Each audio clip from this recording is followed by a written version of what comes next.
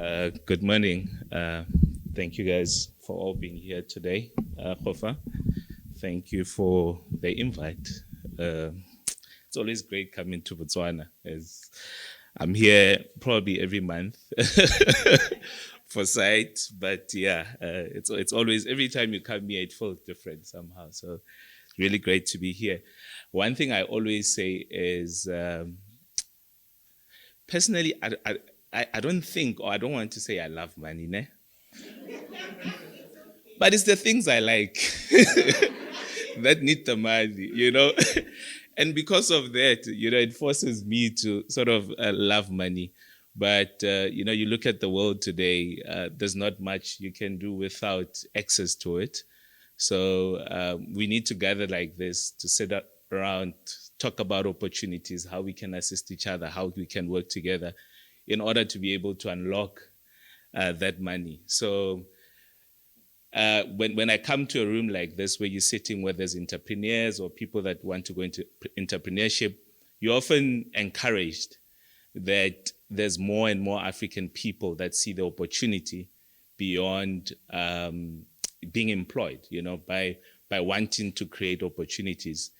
Often research says about 87% of the people in the world at large don't do what they love. Every day they wake up to what they hate. So it's encouraging to see people that, take the initiative to want to wake up and do something different, So, yeah. As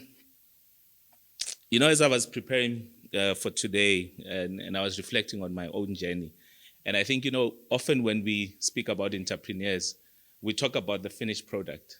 We don't talk about the nights you don't sleep. We don't talk about the challenges that you face, the uncertainty of what comes with it. The waking up at 5, it's not waking up at 5. You have some board meeting in your head at 2:00 in the early hours of the morning. So those are most of the time things that we don't really talk about. But we see the success, we see the business, we see the titles that get to come with it. But often I say diamonds taught me one of the most important lessons in entrepreneurship, and that is value is not created when you find something. Value is actually created when you transform that something. And I'm speaking this, coming from a producing country where rough diamonds were being bought and went to the other parts of the world to be transformed. Often the people who the diamonds were for never really got to experience or get to benefit from what those diamonds could benefit them.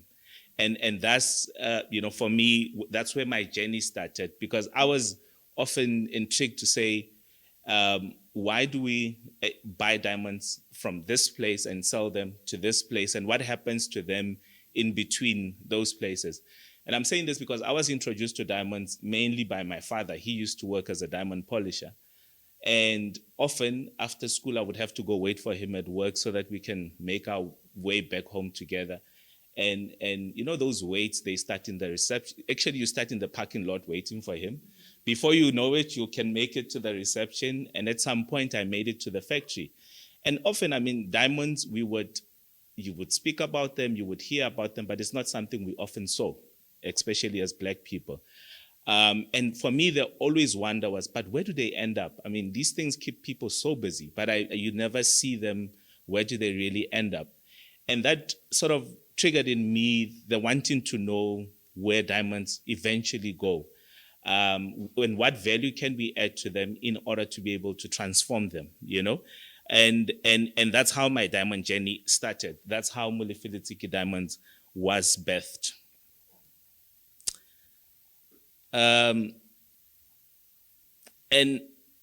so in thinking about today, I was trying to think, and this is one thing, and Hofa knows, I hate it when I'm always asked, no, you must talk about yourself. And I say, I can't talk about myself, But I often want to talk about the lessons that I've had to learn along the journey, because I think that's more important and that's more of a takeaway. And I thought speaking to SMEs and also speaking about finance, it could be key. So there's a lot of lessons.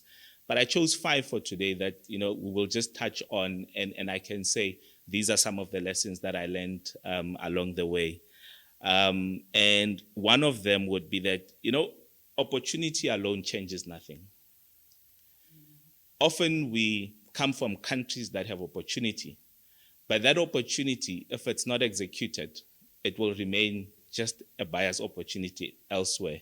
So we really need to make sure that we grow, we expose ourselves. And by exposing ourselves, we learn, we take risks, we build relationships, we make mistakes, but we still have to execute at the end of the day. Those opportunities will remain nothing but opportunities if not executed. What makes a difference of a dream? It's execution to build a business. What makes a difference of an idea in an industry? It's execution. And what the difference between potential and actual impact at the end of the day, it's execution. So we can sit as entrepreneurs, and many of us have those ideas. We sit back and we think of the big things we can do. But unless we take a step and make them happen, they will remain nothing but just an opportunity in our heads. Lesson 2, it's get big, but remain small. And I know, I don't want to contradict myself. I want you to hear me here. Get big in a sense that when we think about business, let's think about business in a big way. We often want to think of business as just something in a small that I can start and make some quick money out of it. We never want to think about impacting the world most of the time, And yet, the biggest companies that we see all started in a small space somewhere as a small idea, but it took that person thinking that I want this business to become something that will impact not just my country, but the world at large. And that's how we need to think about business, becoming that big.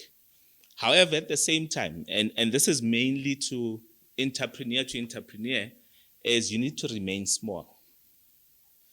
Small in a sense that I've come to believe that a successful and sustainable business is measured only by how big you can become. The only number that really matters in business is one.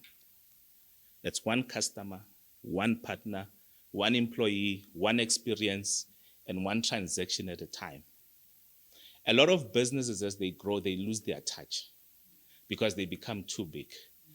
And once you lose that, you lose the essence or the foundation of what your business is really about. So as big as you want it to be, let that one experience, that one transaction, every single transaction, regardless of how big or small it is, still remains your most important transaction. Because if for a lack of a better word, you mess it up, it could end up messing up your whole business at the end of the day. So it's all about that one customer, that one transaction, and that one experience. Because with every customer you're dealing with, it's an experience for them. And just because you've given 100 others a great experience and you give that one, not the greatest of experiences, it could cost you what you've taken years to build over the years. So every great business is experienced by one person at a time. No matter how large we become, we must never lose sight of that. Next one would be, and I think this speaks a lot to maybe what today is about in terms of financing and so forth. Compliance is daunting, but credibility is priceless. A lot of entrepreneurs I've had a chance to speak to, most of the time will tell you, government is not doing this or the banks are not doing this. But 90% of the time, if you've asked them if they ever applied, none of them have. They had it from somebody else and. So compliance is one of the most critical things any business, when you start a business, that you're going to have to invest in. Because at the end of the day, that's what will give you credibility. That's what will make the next person trust you with their money, or a banking institution or any institution. Because often as entrepreneurs, we want to be trusted with money. And yet, some of the most basic things that we're supposed to put together, we don't have in place. So it's very critical that we make sure that we comply, because compliance is not simply a regulation. It's about building trust. It's about building credibility. It's about being ready when opportunity arrives. Because sometimes opportunities arrive and you find that we're not ready because we're not compliant. So as daunting as it is, put your money into compliance, because at the end of the day, it will give you that credibility. Often as entrepreneurs, we always go back to saying, my challenge is finance, access to finance, and so forth. However, what we often leave out is the fact that sometimes you're going to get the finance, and that finance means nothing if you don't have compliance in place, if you are not ready as an entrepreneur as well. We often think that, no, once I get the money, I'll be able to do this. Many people have received the money, have failed. So it's not about getting the money at the end of the day. Personally, I'll tell you, when I started my business, one thing, in South Africa, there's no finance for the diamond industry at all. No banks finances the industry, no financial institution, even government institutions finance the industry. So in starting, you had to be creative in order to say, how am I going to be able to raise funds and so forth, because unfortunately, nobody sells diamonds on credit. Most of the time not most of the time, all the time you have to pay within 24 or 36 hours of closing any deal. And that had to bring in some sort of creativity. At the time, I was young, I wanted to say I need money to be able to do this, but there was no money available on the table. But I knew that I had access at the time to the small diggers. South Africa often we have small mine holdings where you can be able to access goods. And what I did was I went to go see one, did a deal with them to say I want to buy diamonds. They showed me what they had on the table.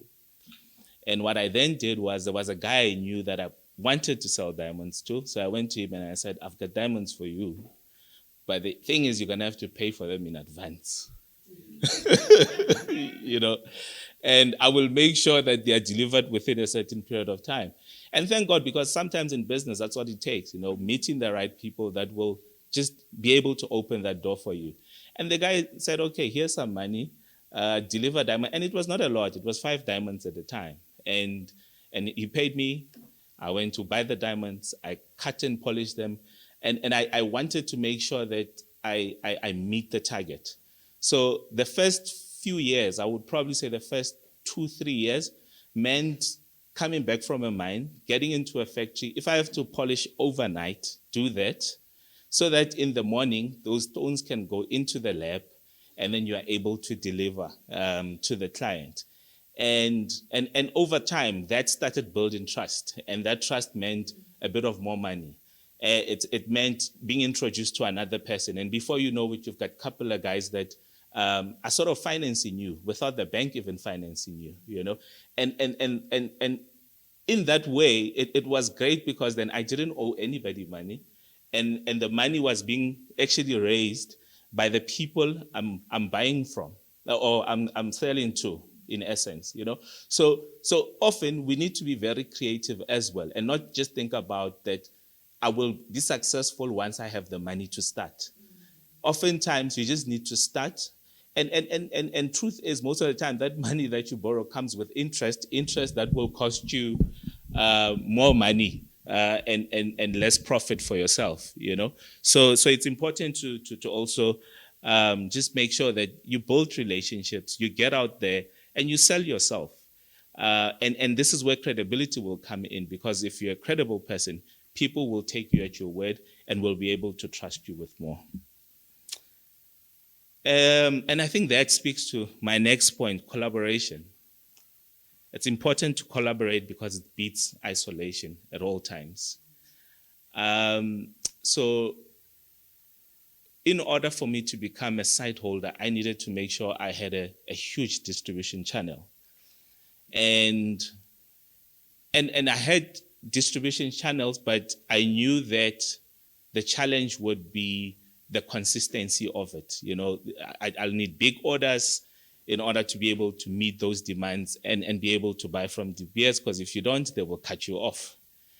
And that for me then meant I need to go look outside. And I knew looking outside would mean not just small businesses. You now start needing to talk to big brands that you can sell into. But a lot of the big brands, unfortunately, most of the time, they're looking at Europe for buying. They're looking at Israel and Belgium, and they're not looking at us here in Africa. They think a lot of us just deal with rough diamonds, but for the diamonds to be perfectly polished and cut, they need to come from elsewhere. So, but the opportunity here, and now I'm speaking to a Motswana, is that a lot of these big companies don't have diamonds coming from their countries. So they can never sell the provenance of the diamond. They can sell the diamond. They'll try sell the story and say, we've done this and that. But the true essence is when you come in as an African and say, I come from a producing country and I bring the product from my country, cut and manufactured by me or my people that I know. I'm not talking about somebody we put in front of a camera to say, I've done 1, 2, 3, 4, 5, but somebody who's genuinely done it.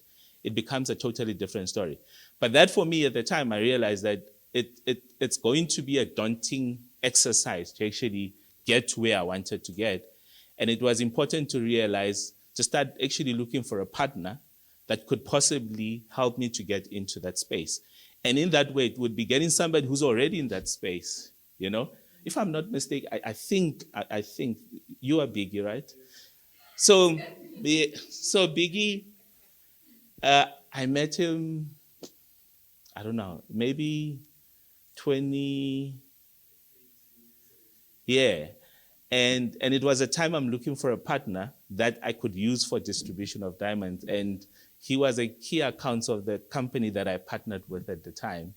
And they had huge distribution channels. We're talking Cartiers, Tiffany's, and so forth, you know. And he was actually, you had actually put together that meeting, if I'm not mistaken. Yeah.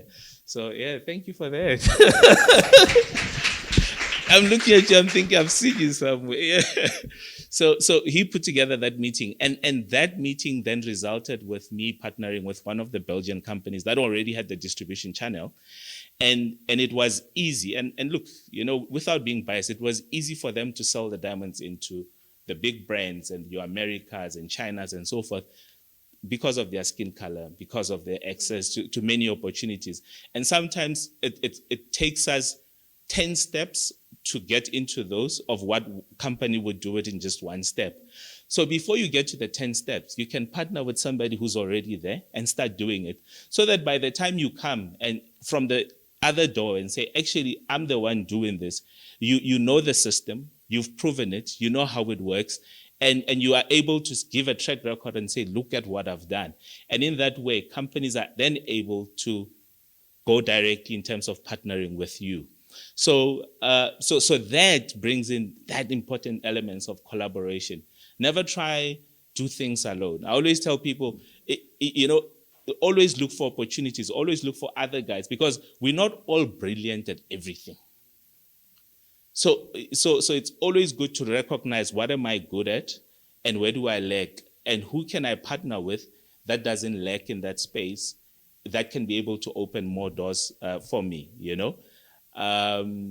One of my friends likes saying, the problem we have, and I'll always refer to black people as black people, is that we always want to own 100% of something that values 0.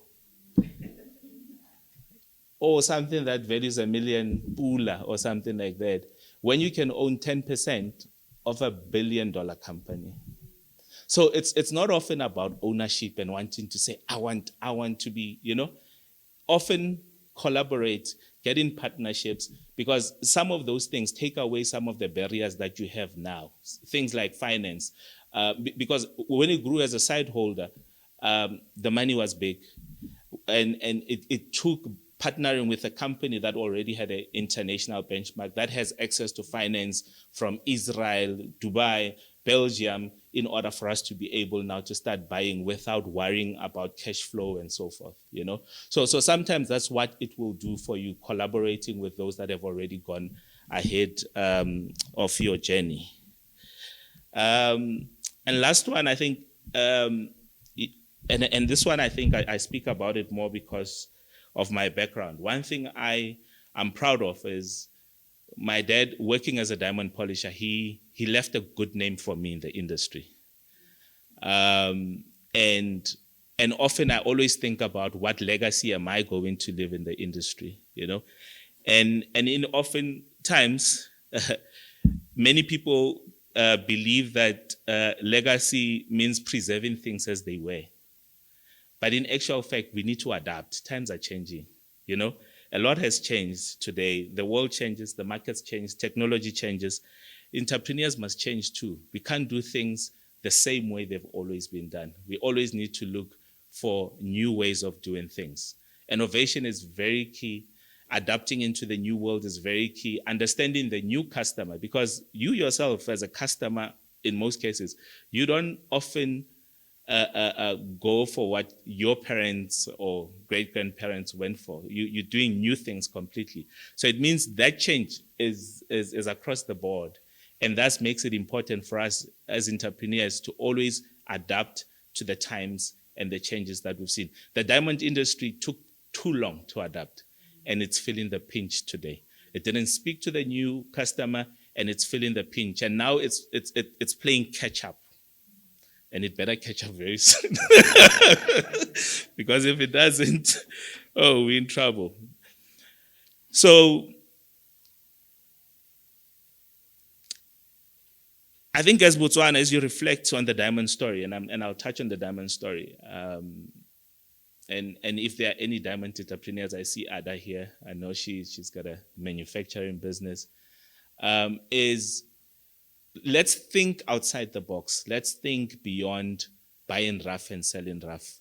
But let's look at how we can add value to the rough stones that are here in our country, and how can we make sure that when they leave the Botswana borders, they leave with value added to them.